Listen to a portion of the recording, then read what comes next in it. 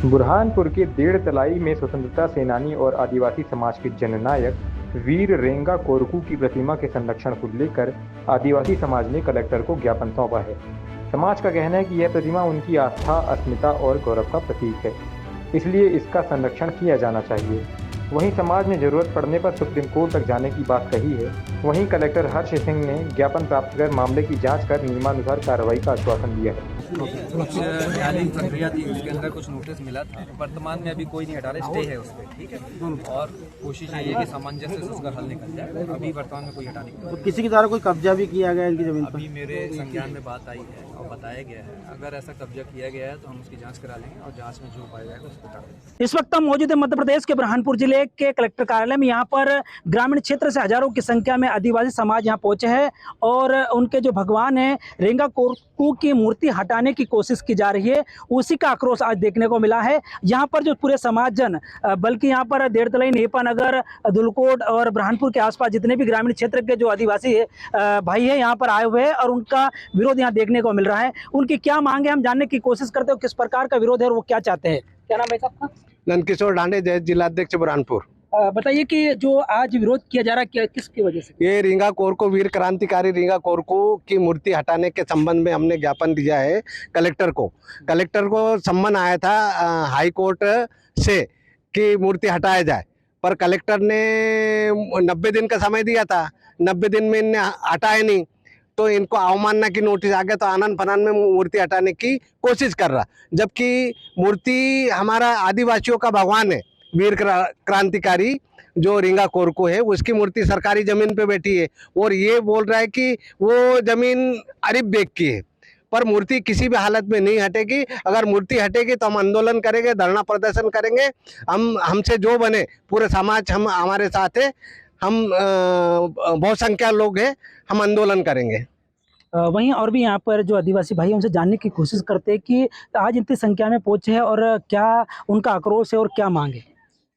ये जैसा सभी को पता है कि हमारे जो क्रांतिकारी है, हमारे लिए और देश के लिए इन्होंने अपनी कुर्बानी दे दी लड़ के लिए, तो हम लोग भी उनके लिए लड़ने के लिए पीछे नहीं हटेंगे। किसी भी हद तक हम लोग उनकी रक्षा करने के लिए खड़े रहेंगे, तत्पर रहेंगे और जहाँ तक हम जितनी बल शक्ति में आ सकते हैं उतनी बल शक्ति में हम लोग विरोध करेंगे उनका। क्या विरोध प्रदर्शन तरीका कैसा रहेगा आप लोगों का? हमारा शांतिपूर्ण तरीका रहेगा, पर हम लोग जबरदस्त तरीके से करेंगे, जब संख्या बल में।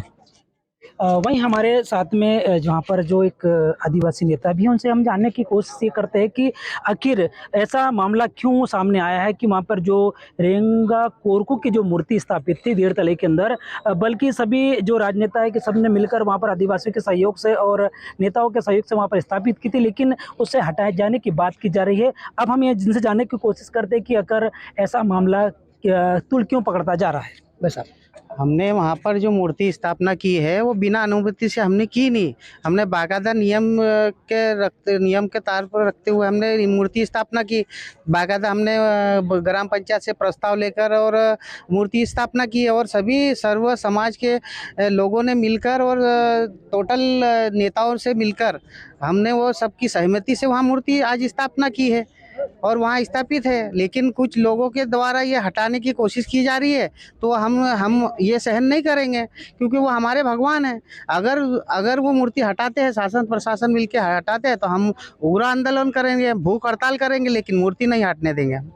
फिर भी अगर माने नहीं जाते तो फिर उसका अगला कदम क्या रहेगा, किस प्रकार से इनकी रणनीति रहेगी, हम जानने की कोशिश करते हैं कि जो जैसा भी है आज जो आदिवासी समाज एकत्रित होकर आज यहाँ कलेक्टर कार्यालय पहुंचा है। हमारे साथ में और भी युवा नेताओं से जानने की कोशिश करते हैं। ऐसा पता है कि जिस तरह से यहाँ पर हजारों की संख्या में लोग आए हुए, क्या वजह है? देखिए, एक तो जैसा सभी को विदित है कि ये जो हमारा रेंगा कोरकू है, ये हमारे समाज के महामानव है और आज़ादी की लड़ाई लड़ते आए हैं। अब वो जो वर्तमान में ज़मीन है शासकीय ज़मीन है और पूर्व में जो वादी बन करके जो आरिफ बेग आया है, उसने खुद ने अवैध तरीके से गैर आदिवासी की ज़मीन खरीदी है। अब पहला मामला ये बनता है कि सबसे पहले उसको उस ज़मीन से काबिज करके जितनी ज़मीन उन्होंने आदिवासी ज़मीन गैर आदिवासी के नाम पर रजिस्टर्ड करवाई है, वो जिम्मेदार अधिकारियों पर उनके ऊपर कार्रवाई होना चाहिए। तो वो अवैध रूप से जो है वो कब्जा कर रखा है, ये चीज़ होना चाहिए। अगर नहीं होता तो अगला कदम क्या रहेगा? देखिए, अगला कदम हमने हाईकोर्ट में अपील करी है और साथ में जो है कि जितनी अभी बुरहानपुर जिले में जितनी ज़मीनें हैं जो गैर आदिवासी के नाम पर रजिस्टर्ड है, हम लोग वो भी जानकारी निकाल रहे हैं और उनके ऊपर कार्रवाई करवाएंगे।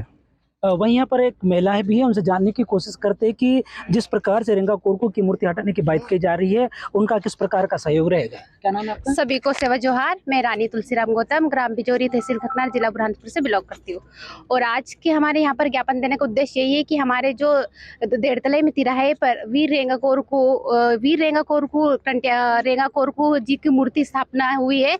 तो हमारी सभी कोरकू समुदाय के भाई बहनों का यही एक निवेदन कि उसमें बार बार नोटिस आ रही है प्रशासन के द्वारा हमारे खिलाफ, बार बार उसमें नोटिस है, वो भी उसमें पूरे समाज के द्वारा उसको बिठाए गए, लेकिन इसमें सिर्फ 4 लोगों को हाईलाइट किया गया, जिसमें नंदकिशोर ढांडे बड़े पापा, राहुल ढांडे मेरे भाई है, और संजू कासडे भाई लगते हैं। इन्हीं के चारों के ऊपर से बार बार उसमें प्रस्ताव भेजे जा रहे हैं कि उस मूर्ति को हटाया जाए, उस मूर्ति को हटाया जाए। तो सब हमारा यही निवेदन है कि क्योंकि ये हमारा इलाका है और जो जमीन सरकारी है वो जमीन हमारी है, तो हमारा बस यही निवेदन है कि इस कलेक्टर साहब से और प्रशासन से कि इस पर रोक लगाया जाए और हमारे मूर्ति जहाँ स्थापना है वही स्थापित रहे। अगर नहीं हटाई जाती तो क्या मतलब रोक नहीं लगाई तो क्या? तो फिर हम धरना प्रदर्शन स्टार्ट करेंगे। अब हम उलगुलान में आएंगे, क्योंकि हमने ज्ञापन देने का मतलब यही है कि ये जो शांति पूर्वक हो जाए, लेकिन अगर शांतिपूर्वक नहीं हो जाए, जो आरिफ बेग अपना मत को नहीं पीछे रखेंगे, तो फिर हम मुलगुलान पर आएंगे।